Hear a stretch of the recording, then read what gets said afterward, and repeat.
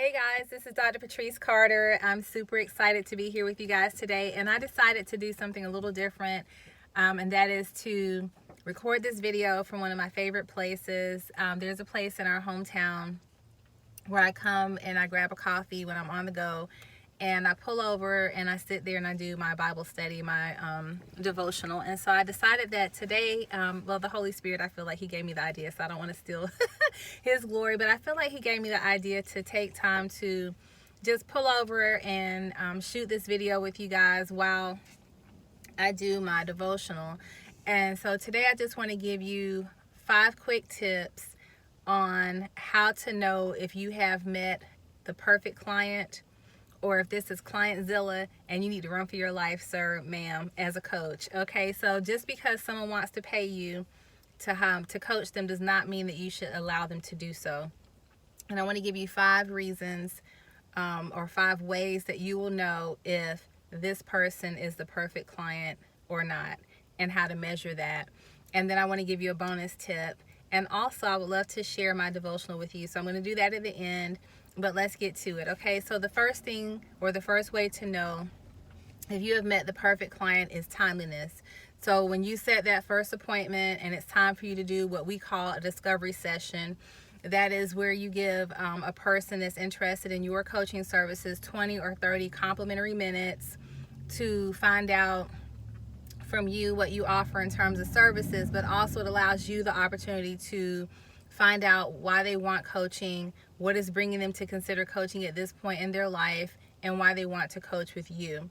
So in that discovery session, or on that phone call, or that video chat, or that coffee meeting, there are 5 things that you need to look for, and the first is timeliness.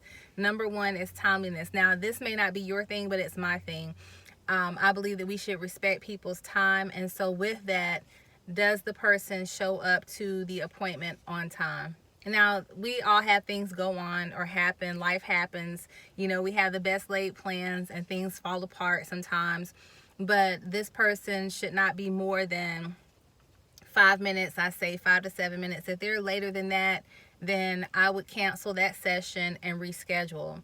And then when you reschedule, do they show up? Do they remember? Or when you get on the phone or in the meeting, do they say, oh, well, sis, I forgot? You know, so if they didn't even remember the meeting, then that to me is a red flag that this is potentially not the perfect customer and that they're not committed. So timeliness is very important. Do they show up for your initial meeting on time? The second thing is, what is the rapport like? You know, for me, I think it's super important. Now, I'm an extrovert. I'm married to an introvert who is the love of my life. And so I know that sometimes we all have different personality types, and therefore, when you're working with someone who may be a little more low-key, or maybe they're not as expressive, because I'm super expressive, then that's okay, because I can adjust my, the pace or the temperature of my personality to match that person's energy. However, if you're in a conversation and this is someone who says they want coaching, and you're constantly having to pull details or drag through the conversation as though you're dragging a dead body, then for me, that's not the perfect client. That is Client-Zilla. Now, Client-Zilla doesn't imply that this person has a nasty attitude, although we will talk about that, or it would be difficult. But if you don't have good rapport and there's not a give and take in that communication, or reciprocity, if you will, in that communication, then for me, that's a red flag, because that person is not committed to opening up, or they're struggling to open up. So I believe that's a potential red flag. The other piece is, I'll say 2A, and that is, we talked about attitude, right? So with that, if you're working with someone or having this 30-minute, 20-minute discovery session, and the person is sort of grilling you or giving you attitude in the sense of maybe pushback, or they're defensive, or you're doing a mini coaching session in that first discovery session and you're feeling a lot of resistance, I feel like that's a major red flag, because that you will encounter that same energy, that same resistance, or that same dominance in the coaching session.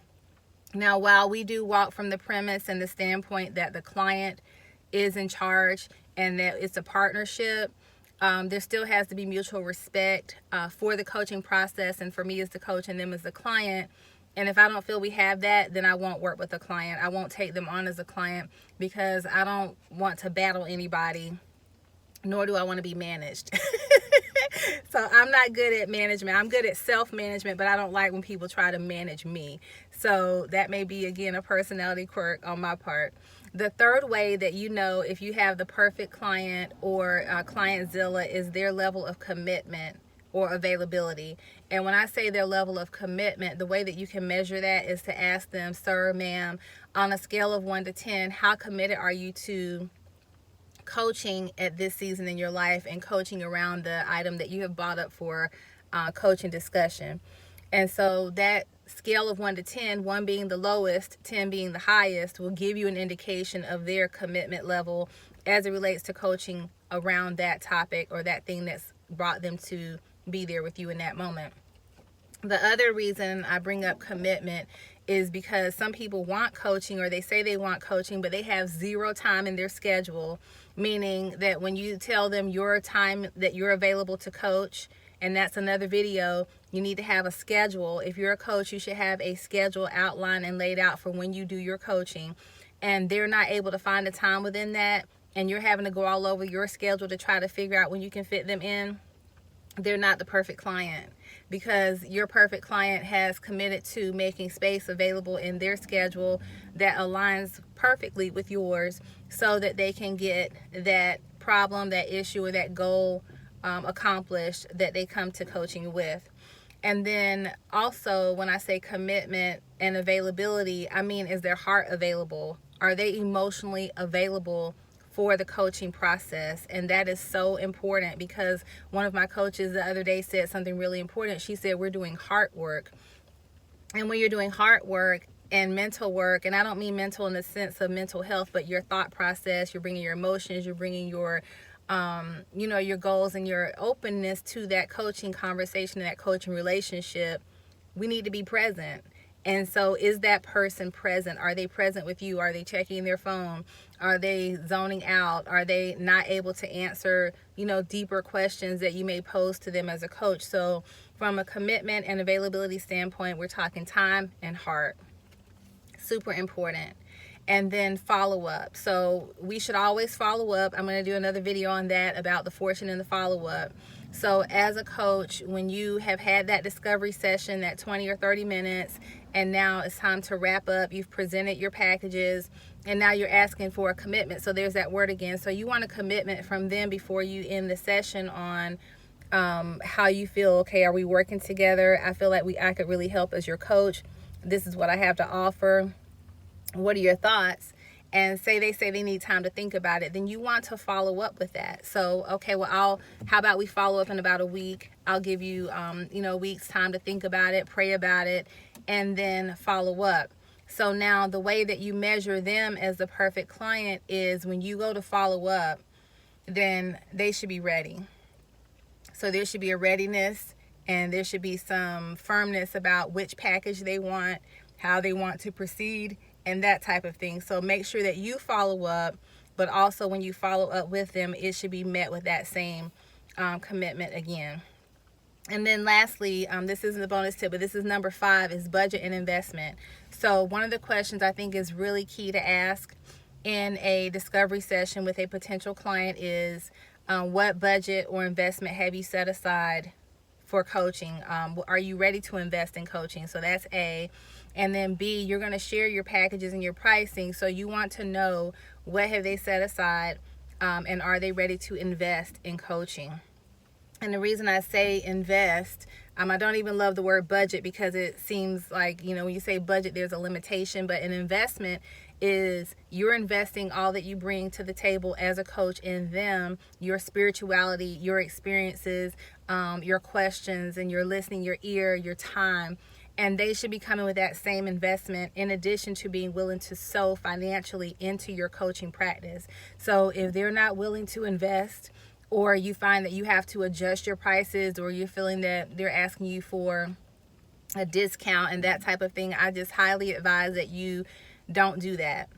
Make sure that you're firm on your prices. We've already done a video on that, but I'll do another video to help you determine how much you should charge as a coach and how to get firm on your rates.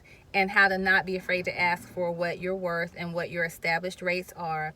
However, back to this topic, number 5, if you state your price to a client and they hem and haw, or a potential client I should say, or they try to get you to give a discount or come down on your rate, that's not your perfect client, because I assure you that the Bible says that the harvest is ripe and that the laborers are few, and that implies a vineyard, and that implies the biblical law of sowing and reaping. And so with that, when God has called someone or assigned them to us, and he knows that he has positioned us as coaches in the marketplace and he has given us our rates, then that is a fair, accurate, integrous rate. And he has also ordained someone to invest and to pay it.